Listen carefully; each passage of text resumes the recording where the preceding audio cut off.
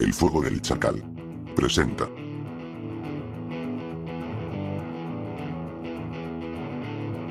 El dilema del muro de Berlín. Bienvenidos a los centros emocionales de mi canal. Nacemos en la oscuridad para conocer la luz, y morimos en la oscuridad. Pero la luz solamente se emerge cuando estás preparado para una batalla lograda. La luz se puede convertirse en maldad, o más bien convertirse en la pureza. Siempre hay un renacer en las vidas humanas. El hombre tiene que batallar para lograr su estímulo de poder en la Tierra. Los cambios de la Guerra Fría son drásticos y en la cual sigo esperando que el hombre acentúe su lugar en este mundo de fantasías y de engaños. Los misterios embarcan en lugares desaparecidos y renacen las flores en el muro de Berlín, pero Carionte siempre aguarda los archivos humanos en el arca de la oscuridad. Y a donde el alma no puede refugiarse en los recuerdos de la humanidad, porque el alma no pertenece en estos lugares de las tinieblas. En las entrañas de mi conciencia siempre se navega a la oscuridad, y es cuando Carionte me entrega la información exacta. Sin embargo, las consecuencias del muro Berlín fue un dilema amargo para un pueblo alemán, y más bien el pueblo alemán se rebeló contra los hechos políticos. La libertad es importante para un país, pero siempre disfrazamos las palabras con engaños, y nos condenamos a nosotros mismos. Aunque parezca mentira, el pueblo alemán también tiene su parte de culpa, porque también aportaron al régimen alemán. Todos somos de la misma estirpe y eso se llama la condición humana. Aunque seas pobre o rico, el pensamiento del orgullo es exactamente lo mismo. Pero Carionte afinará la situación de cada letra, de cada palabra, de cada momento y lugar del muro de Berlín. Al terminar la Segunda Guerra Mundial, la Comisión Consultiva Europa, formada por el Reino Unido, la Unión Soviética y los Estados Unidos, se firmó el Protocolo de Londres, y que decide que los territorios de Berlín serán ocupados por las Fuerzas Armadas de los Estados Unidos, Reino Unido y la Unión Soviética finalmente, ya que Francia no tenía nada que ver. Participando en los derechos en la administración de Berlín, que dio carta blanca a Francia en las Naciones Unidas. Sin embargo, las grandes potencias aliadas se presentaban dos elecciones para la Alemania invencible, era mantener los antiguos territorios del Tercer Reich de forma neutral, y ofreciendo seguridad a la Unión Soviética y aliados occidentales. O la incorporación de las zonas ocupadas de cada potencia ejercía la autoridad de gobierno de su misma zona, en la cual se practicaba diferentes formas de gobernar en las distintas administraciones alemanas. Y comenzó el gran dilema del muro de Berlín, o más bien el gran dilema de los mismos ocupantes como el Reino Unido, Unión Soviética, los Estados Unidos, y sin duda Francia. El dilema que conllevaba a los aliados para gobernar a una Alemania derrotada, era para gobernar como una unidad. Pero el Consejo de Control aliado se fue a las nubes. En el 1946 a 1947 era debido a las crecientes tensiones de una guerra fría entre los aliados y la Unión Soviética. La política que utilizaba Francia era de sostener a una Alemania débil, y por ello esta política de unidad nunca fue completamente implementada, por lo que las cuatro zonas de ocupación funcionaban de forma estancada y casi incomunicadas entre sí.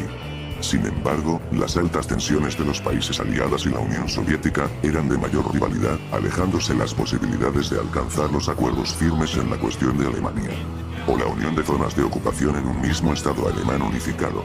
Y la actitud orgullosa de los franceses también supuso un gran obstáculo en numerosas situaciones. El 1 de enero de 1947 las zonas de ocupación británica y americana formaron una Unión Económica Área Económica Unida, y fue conocida con el nombre de Minzona.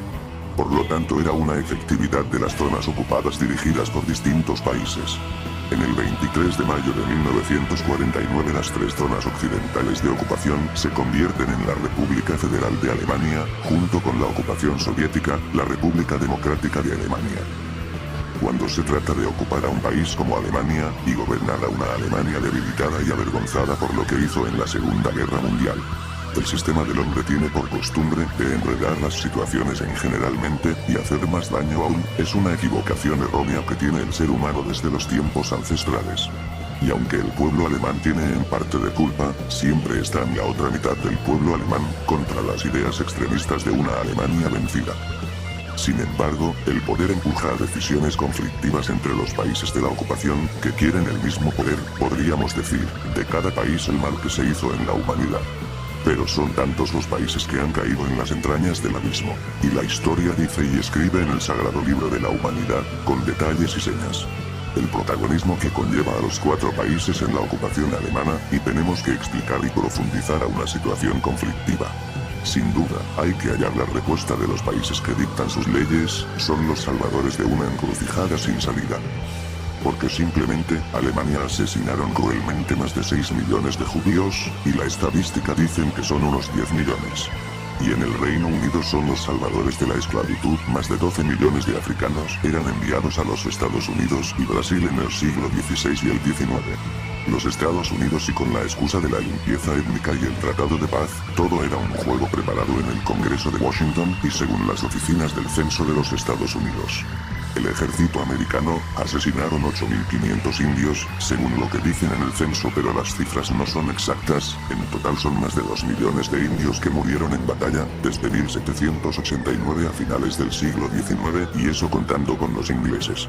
Y sobre todo, en la Segunda Guerra Mundial y con la llegada del recién presidente Harry Truman, se terminó la Segunda Guerra Mundial, con las bombas atómicas. Nagasaki y Hiroshima, en estas 2 ciudades japonesas, se murieron alrededor de 80.000 ciudadanos japoneses.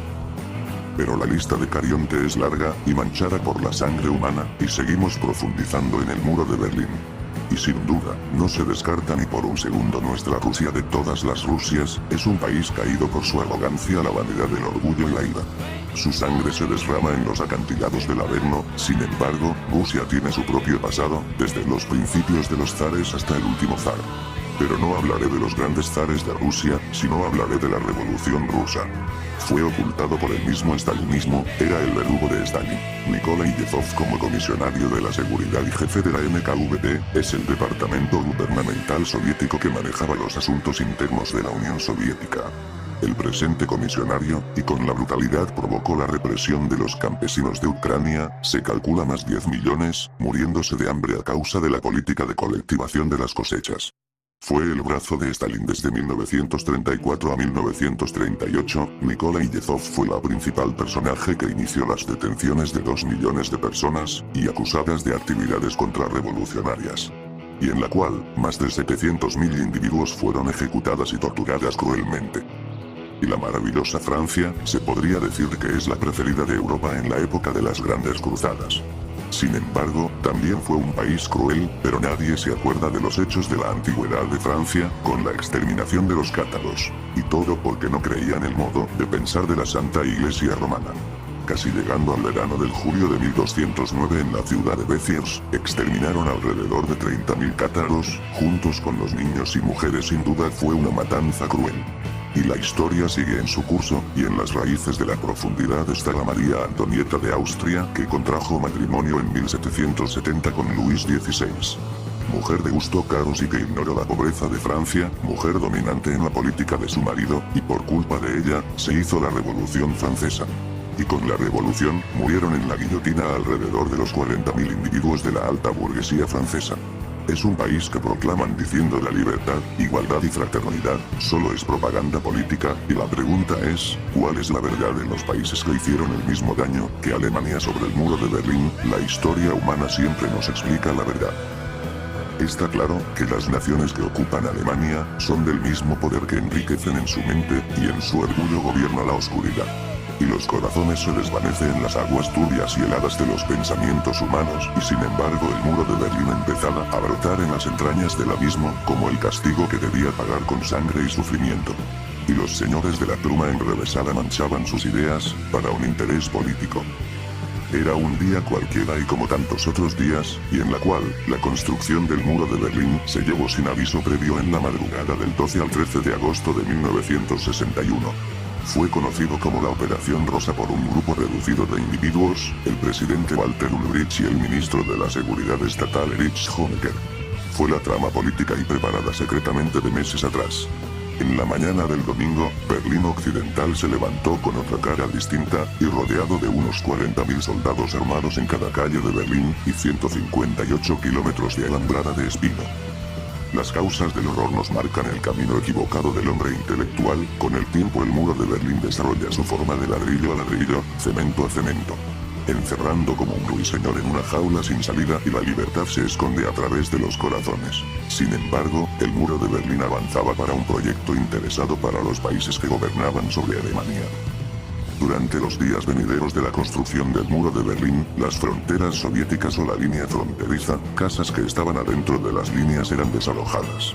Finalmente el muro de Berlín se terminó haciendo en hormigón armado, con una altura de 3 a 5 metros aproximadamente. En la parte superior colocaron a la superficie semiesférica para que nadie se escapara y aumentando la seguridad ciudadana alemana, según dicen ellos.